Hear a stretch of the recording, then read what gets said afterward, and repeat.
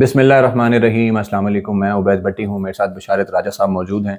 27 नवंबर हो चुकी है और आज बुध का दिन है। तहरीक इंसाफ ने अपना एहतजाज ऑफिशियली कॉल ऑफ कर दिया है, मनसूख कर दिया है, क्योंकि जो कुछ इस्लामाबाद के अंदर हुआ वो किसी ने नहीं सोचा था।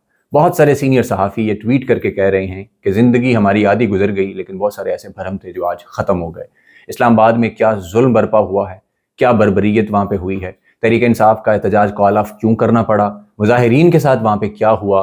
बशारत राजा साहब अभी वहाँ से वापस आ रहे हैं और इन्होंने ग्राउंड पर जो कुछ हुआ है वो अपनी आंखों से देखा है, रिकॉर्ड भी किया है कि वहाँ क्या कुछ हुआ। ये सारी तफसीलात हम आपके सामने रखते हैं। राज साहब, आप तकरीबन 12 बजे जो है इस्लामाबाद गए दोबारा डी चौक वाली साइड पे देखने के वहाँ पे क्या चल रहा है। आपने अपनी आंखों से क्या कुछ देखा, ज़रा नाज़रीन के सामने वो बयान करें। बिस्मिल्लाहिर्रहमानिर्रहीम। बहुत शुक्रिया भट्टी साहब। मैं पहले गया तकरीबन कोई 10:30 बजे। वहाँ पर मैंने जाकर जो खैबर प्लाजा है, बेसिकली मैं गया उस वक्त, मैं डी चौक में गया था पहले 10:30 बजे, लेकिन वहाँ पर वो पूरा उसका सराउंडेड एरिया जितना है डी चौक का, इवन अपारा और खड्डा मार्केट, आपको पता है कि वहाँ से डी चौक से कोई 5-6 किलोमीटर के फासले काफ़ी दूर है, काफी दूर है, उसको भी ब्लैक आउट किया हुआ था। लाइट्स ऑफ थी पूरे अपारा की, खड्डा मार्केट की, सुपर मार्केट की, जनाब मार्केटें ज़ाहिर लाइट ऑफ थी तो मार्केटें बंद थी पूरी। और इवन ये वही टाइम है जब खबर आई थी कि ऑपरेशन करने की तैयारियां हो रही हैं और करीब के ये वही टाइम था। और मैं जब डी चौक में पहुंचा, मेरे साथ एक और समाज से जर्नलिस्ट थे, सोहेल रशीद साहब। जब हम वहाँ पहुँचे तो हमने देखा कि यार ये सारा एरिया, और शेलिंग की वो स्मेल वगैरह जो टीयर गैस की, और हमारी आंखें, मैं जब गाड़ी से बाहर निकला तो वो उसकी चुभन हमारी आंखों में और गले में। फिर मैं यहाँ से जब गया तो मैं पानी अपने साथ लेकर गया था, मास्क वगैरह साथ लेकर गया था। तो वहाँ से हम वापस पीछे आए कि हम जाते हैं कुलसूम हॉस्पिटल की तरफ। वहाँ पर शायद वहाँ हो जो पुरअमन मुजाहिरीन है, जो एहतजाज करने वाले हैं, काफिले के शुरका हैं, शायद वहाँ हूँ। लेकिन वहाँ से हम थोड़ा आगे गए तो हमने वो कंटेनर देखा जलते हुए। मैंने वहाँ मैं गाड़ी से उतरकर तो मैं उसके पास गया तो वहाँ चंद कोई 5-6 लोग थे। मैं उनसे पूछा, यार ये कंटेनर को आग किसने लगाई है? उन्होंने बताया मुझे जी कि ये कंटेनर वो कंटेनर है जिसमें बुशरा बेगम और अली अमीन गंडापुर खड़े होकर कारकुनान से मुखातब होते हैं, स्पीचेस वगैरह करते हैं, ये वो कंटेनर है।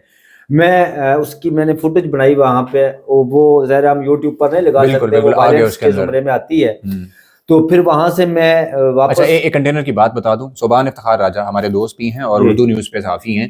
उन्होंने थोड़ी देर पहले कंटेनर के पास से एक वीडियो की है और उसमें उन्होंने दिखाया है कि एक गैलन पेट्रोल का वहां पे पड़ा हुआ है, उसमें से पेट्रोल की स्मेल आ रही है। और उनके मुताबिक उनको लगता है कि शायद ये प्लान का हिस्सा था।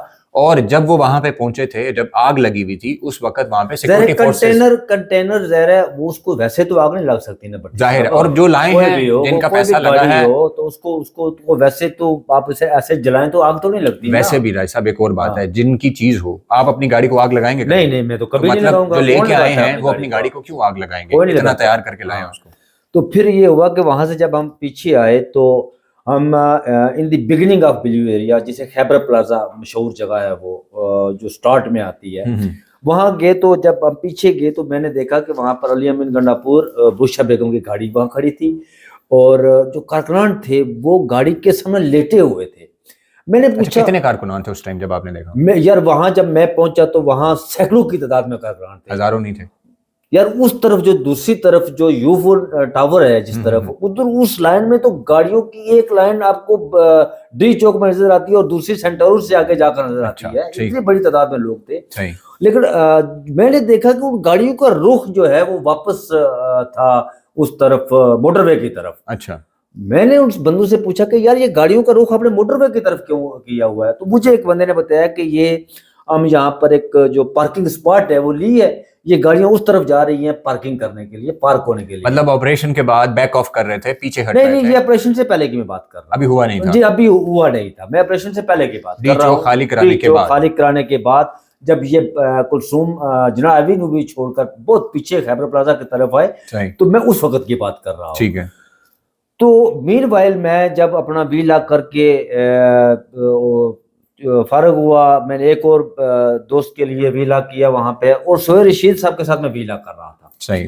وہاں پر ہمارے ارد گرد بہت سے کارکنان جمع ہو گئے. تو میں جب یہ ہم ویلا کر رہے تھے, کوئی ہم 8 منٹ پر جب پہنچے تو گولیوں کی تڑتڑاٹ شروع. وہ جو ویڈیو آ رہی ہے کہ لوگ بھاگ رہے ہیں, جی, جو لوگ بھاگ رہے ہیں نا, ان میں اس وقت ہم ویلاگنگ کر رہے تھے وہاں پہ. اچھا, ایک دم سے گولیوں کی تڑتڑاہٹ اور آنسو گیس کی شیلنگ شروع ہوئی, تو لوگ بھاگ کے جا رہے ہیں. اچھا, اسی اثنا میں نے دیکھا یار کہ جو بشرا بیگم کی گاڑی اور علی امین یہ دونوں کی گاڑی میں موجود تھے. اوکے. یہ اسپیڈ سے اور تیزی سے وہاں سے نکلی وہ گاڑی کہ میں نے اسے دیکھا کہ یار وہ گاڑی سینٹورس کی طرف گئی. ٹھیک ہے. اور کارکنان ان کے پیچھے بھاگ رہے ہیں, وہ لیٹے ہوئے آگے ان کے کارکنان یار اٹھ کے سائڈ پر ہوئے, اور گاڑی کو جو انہوں نے گھیرے میں لیا ہوا تھا وہ آگے پیچھے ہو گئے, ڈسپرس ہو گئے مطلب. تو پھر یہ ہوا جی کہ میں وہاں سے ہم سائڈ پر ہو گئے. اس کے بعد خیر سے میں ادھر آ گیا, وہ معاملہ تھوڑا ختم ہوا, میں واپس آ گیا. تو پھر میں دوبارہ گیا ڈی چوک میں. اوکے. میں اور عیسیٰ نقوی صاحب, آپ کو پتہ ہے کہ یہ تقریباً رات کے 12:30 بجے کا 12:30 بجے گئے ہم. لیکن وہاں پر ہم نے دیکھا کہ گاڑیوں کی جو جلی ہوئی گاڑیاں, ان کے شیشے ٹوٹے ہوئے, بربریت کی انتہا میں نے. یعنی فائرنگ کے وقت جب لوگ بھاگے ہیں تو گاڑیاں وہیں پہ جو چھوڑ کر وہ بھاگے. تو ان گاڑیوں کے ساتھ کیا ہوا؟ ان گاڑیوں کے شیشے ٹوٹے ہوئے. جب ہم وہاں پہنچے بٹی صاحب, تو ہم نے دیکھا کہ یار ایک ایمبولینس کی ایک طویل قطار جا رہی ہے ڈی چوک کی طرف. اچھا. میں نے عیسیٰ صاحب کو کہا, عیسیٰ نقوی صاحب کو کہا کہ یہ جو ایمبولینس جا رہی ہے یہ تو اس کا مطلب ہے کہ بڑے پیمانے پر یار ایک ایمبولینس 2 ہو, 3, 4, 5 ہوں, درجن بس سے زیادہ ایمبولینس آ رہی ہیں اور جا رہی ہے اس طرف. ٹھیک ہے. تو گولیوں کی ہمیں آواز برابر آ رہی ہے. اور ویسے میں بٹی صاحب سمجھتا ہوں کہ جس طرح کی بربریت آج کی گئی, میں 2014 کا دھرنا بھی میں نے کور کیا تھا, تحریک لبیک پاکستان کا بھی پروٹیسٹ وہ بھی میں نے کور کیا تھا. اس کے بعد جب وہ آئے میں نے کور کیا. اس طرح کی بربریت میں نے اس وقت پہ نہیں دیکھی جس طرح کی آج بربریت. مطلب مارکیٹیں قریب کی ہر جگہ جا کے آپریشن کیا گیا, لوگوں کو ڈھونڈ کے کشمیر ہائی وے تک گئے, ان کے پیچھے جو لوگ بھاگ رہے تھے ان کو بھی پکڑا گیا اور مارا گیا, پیٹا گیا. اچھا, اعداد و شمار کچھ آئے ہیں ابھی, میں ذرا لوگوں کے ساتھ یہ شیئر کر دوں. رائے صاحب, پیمز ہاسپٹل سے, جو اسلام آباد کا گورنمنٹ پولی کلینک ہاسپٹل ہے, وہاں سے جو اعداد شمار آئے ہیں پروٹیسٹ کے حوالے سے 26 نومبر کا, اس کے اندر رائے صاحب 28 لوگ ان کا نام ہے, 28 لوگوں کا ذکر ہے. سب کے آگے لکھا ہوا ہے گن شاٹ, یعنی کہ ان کو گولی لگی ہے. ٹھیک ہے.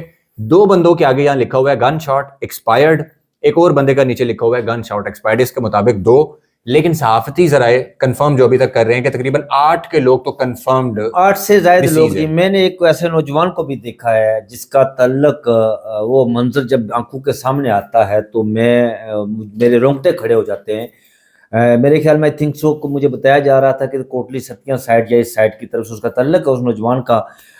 اور یار وہ ناقابل بیاں ہے, وہ بندہ بیاں نہیں کر سکتا کہ میں نے جو اس کو, مطلب میں نے وہاں پر کئی ایسے لوگ بھی دیکھے جو خون میں لت پت تھے, اور ایون کہ ایک بندے کے پاؤں اس پر جو ہے اس سے پاؤں سے خون نکل رہا تھا. نوجوان تھا, پاؤں الگ ہو گیا ایک بندے کا, وہ پیمز ہاسپٹل سے ویڈیو آئی ہے, پاؤں سے خون نکل رہا تھا اور نوجوان تھا وہ ایک بندہ. وہاں پر میں نے بٹی صاحب, میں نے وہاں 15-18 سال سے لے کر 70 سال تک لوگ دیکھے, فیملیز بھی میں نے دیکھی, جوان بھی میں نے دیکھے, نوجوان بھی دیکھے, لیکن ان کا اندر جو جوش تھا, جذبہ تھا, وہ دید نہیں تھا, قابل دید تھا. وہ تیار تھے آگے جانے کے لیے, اور وہ مقابلہ کر رہے تھے ریاستی فاسدیت کا, فاشزم کا, جبر کا. لیکن افسوس, کچھ لوگ تو کہہ رہے تھے کہ اپنے لوگوں پہ گولی نہیں چلائیں گے.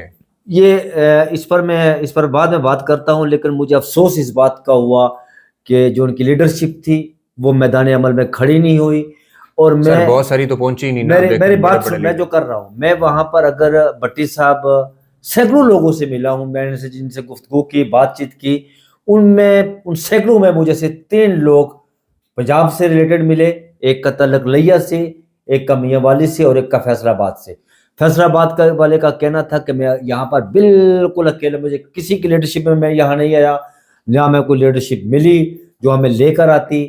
جو میاں والی کا تھا اس کا کہنا تھا جی کہ میں امیر نیازی کے ساتھ آیا ہوں, لیکن امیر نیازی کا کوئی پتہ نہیں ہے کہ وہ کہاں ہے کہاں نہیں ہے, وہ ہمیں چھوڑ کر یہاں, اس کے بعد ہم نے اس کا منہ نہیں دیکھا. اور ایک لئیے کا بندہ تھا, وہ بھی اپنی مدد آپ یہاں پر آیا ہوا تھا.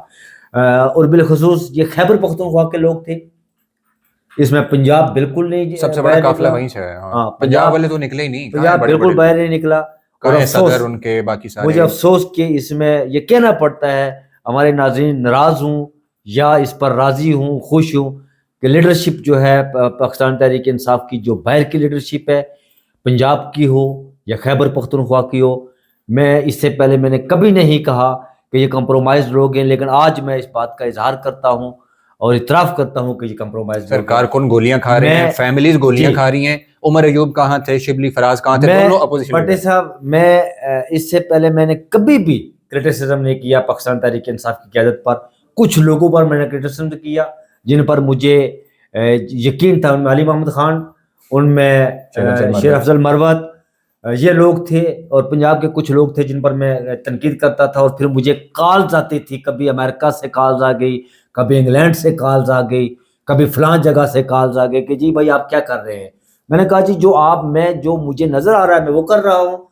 میں آپ کے کہنے سے نہ رکوں گا, نہ میں بکوں گا, نہ جھکوں گا. جو حق ہے, جو ریالٹی ہے, میں وہ لکھوں گا, وہ میں بولوں گا. لیکن میں آج یہ برملا میں اس بات کا اعتراف کرتا ہوں کہ پاکستان تحریک انصاف کی جو باہر کی قیادت ہے, جتنی بھی قیادت ہے, وہ علی امین گڈا پور سے لے کر حماد اظہر تک, وہ بیرسٹر ماہر نیازی سے لے کر شبلی فراز تک, تمام قیادت وہ کمپرومائز لوگ ہیں. وہ آپ کہہ سکتے ہیں کہ انہیں عہدوں کا لالچ, انہیں کرسی کا لالچ, انہیں اقتدار کا لالچ ہے. جو وہ قیدی پس زندہ ہے 804, اس کا انہیں اس سے کا کوئی تعلق نہیں. دیکھیں اب تک جتنے احتجاج, اور جو آپ نے بربریت کی بات کی, یہ پچھلے 77 سالوں سے اس ملک میں ایسا ہی ہو رہا ہے بٹی صاحب. کبھی وہ سامنے آ کر اپنے لوگوں کو فتح کرتے ہیں, اور کبھی کٹ پتلیوں کے ذریعے اپنے لوگوں کو فتح کرتے ہیں. لیکن جب امتحان کا وقت آتا ہے تو یہ پیٹ دکھا کر بھاگ جاتے ہیں. اب دیکھیں نا, جتنے احتجاج ہوئے ہیں آج تک پی ٹی آئی کے, خاص طور پہ یہاں سے نکلنے کے بعد, اپنی حکومت کے بعد, ہر احتجاج میں ورکر ہی مرتا ہے. ایسا ہی کسی لیڈر کو آج تک, کوئی چھوٹا سا لیڈر بھی ہے کہ اس کو کوئی گولی لگ گئی ہو, کونسل کو گولی نہیں لگی یار کبھی یہاں پہ. تو میں تو عوام صرف رہ گئی گولیاں کھانے, 5-7 دن سے فیملیز وہاں بچے لے کے آئی ہوئی ہیں, 3-4 دن سے دیکھ رہا ہوں. میں پہلے دن بھی گیا وہاں ڈی چوک سے, میں نے وہاں سے جا کے ویر لاگ کے, دوسرے دن بھی گیا, تیسرے دن, چوتھی رات کو بھی گیا. کل رات کو لوگوں نے تنقید کا نشانہ بنایا مجھے, یہ پلانٹڈ ہے, یہ سارا کچھ ہے. اب انہیں پتہ لگا کہ یہ پلانٹڈ ہے. پلانٹڈ نہیں تھا, میں کبھی بھی پلانٹڈ کو بات نہیں. میں نے رات 12 بجے ٹویٹ کیا تھا کہ حکومت سخت پلان بنا چکی ہے, بشرا بیگم کو گرفتار کرنا سب سے بڑا مقصد ہے, کیونکہ ان کو لگتا ہے کہ بشرا جو ہے, بلکہ بیان بھی دیا نا کہ یہ فساد کر رہی ہے عورت وغیرہ وغیرہ, بڑے سخت بیان دیے, گالیاں بھی دی اس کو, کہ اس کو گرفتار کرنا انہوں نے جیسے بھی ہوا, سول بندوں بھیج کے اندر یا جو کچھ کر کے بھی. عوام اگر آج کی رات نکال گئی نا تو شاید کل کا سورج بالکل الگ ہو. لیکن وہی ہوا. محسن نقوی جس طرح دھمکی دے کے گئے تھے کہ سب کلیئر ہوگا جناب, صبح اسکول بھی کھلیں گے, صبح نیٹ بھی کھلے گا, انہوں نے کر دکھایا.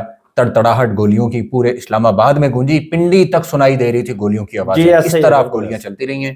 اور اس کے بعد آتے جاتے لوگ جتنے تھے, وہ بعد میں اگر پیچھے سے آ بھی رہا تھا نا, اس کو بھی گرفتار کیا گیا. خیر, تحریک انصاف کی عوام جو ہے خود ہی ڈیسائیڈ کر لے گی کہ ان کی لیڈرشپ کیا رہا ہے. صاحب ہم نے جو دیکھا یا ہم نے جو محسوس کیا ہم نے بتا دیا.